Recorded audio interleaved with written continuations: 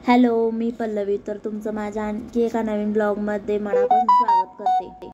आज रविवार असल्या कारणाने मी मिसळपाव बनवणार आहे. मिसळपाव बनवण्यासाठी लागणारं जे साहित्य आहे म्हणजेच मटकी. मी कालच ती भिजवून ठेवली होती. तर मटकी शिजण्यासाठी मी आता ठेवते. पाणी, हळद आणि मीठ घालून त्यात मटकी चांगली शिजवून घेणार आहे. त्याला चांगली उकळी फुटूपर्यंत, चांगली मटकी शिजूपर्यंत आपण त्याला गॅसवर ठेवायचं आहे.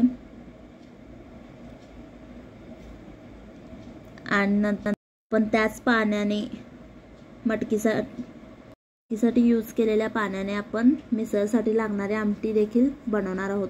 म्हणजेच त्यात थोडाफार अंश देखील उतरतो मटकीचा. माझी तर मटकी शिजते तोपर्यंत आमचा ज्ञानेश आला. मम्मा माझी देखील टोपी दाखव मोबाईलमध्ये म्हणून. मग त्याची टोपी दाखवते तुम्हाला मी.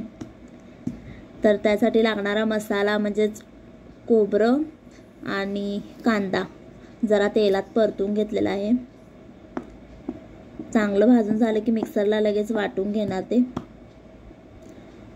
हे पाणी आपण आता बाजूला काढून घेतो आहोत.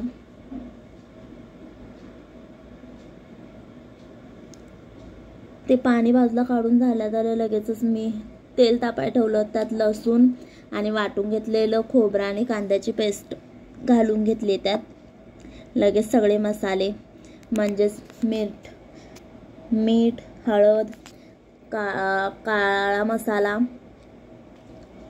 मिसळ मसाला घालून घेतला आहे. चांगली तर्री येण्यासाठी ठेवलेला आहे. आता